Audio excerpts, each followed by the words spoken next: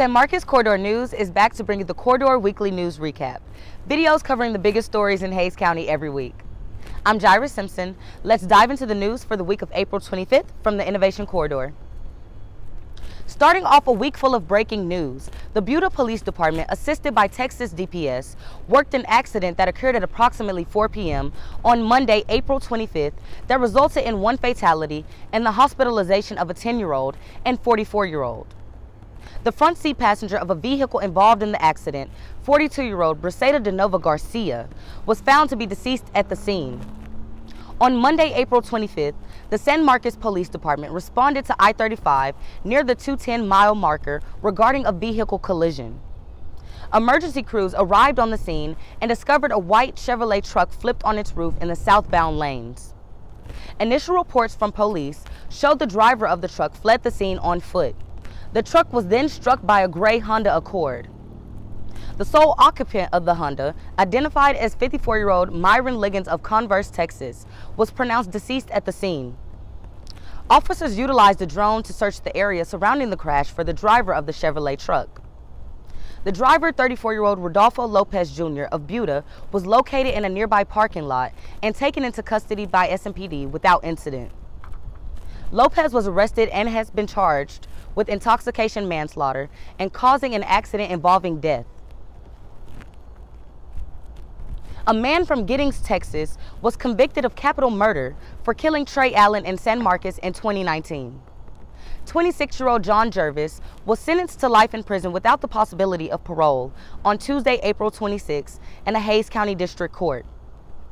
On June 5, 2019, Jervis and Lapeer Wilrich broke into an apartment at the Villages of Telluride and killed Allen with a shotgun before fleeing the scene. SMPD detectives successfully tracked down the two suspects, leading to their arrest. Wilrich's indictment remains pending. The Kyle Police Department recently arrested two men in a separate gas skimming incident. Kyle police officers responded to a 7-Eleven after an employee called to report two vehicles at the gas pumps pumping gas into hidden compartments. The employee also noticed the individuals were using multiple gift cards to make numerous separate purchases. 29-year-old Austin resident Miguel Angel Vidal Flores was arrested for unlawful use of criminal instrument, a third-degree felony, and 22-year-old Austin resident Alberto Carlos Alonso Rabina arrested and charged with unlawful use of criminal instrument and tampering with physical evidence, a third-degree felony. The Hays County Sheriff's Office is asking for the public's help in the search of a missing teen. On April 19th, 16-year-old Davion Lewis was deemed missing after he left his home in Kyle and did not return. Lewis is African-American, 5'10", and approximately 130 pounds.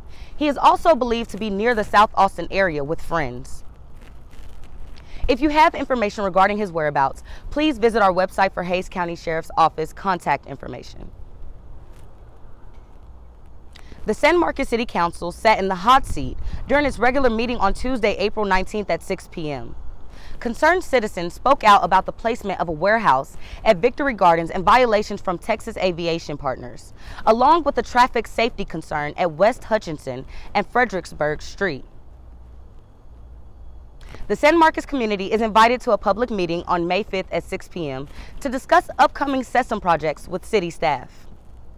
The City of San Marcos Engineering and Capital Improvements Department will present information about the SESM and Academy Drainage Improvements and Sesame Creek Improvements project at a public meeting at the San Marcos Activity Center.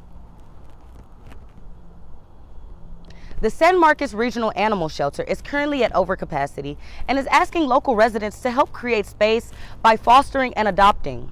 According to the shelter, since March 1st of this year, the shelter has taken in a total of 820 animals and are currently short of 30 kennels for their dogs.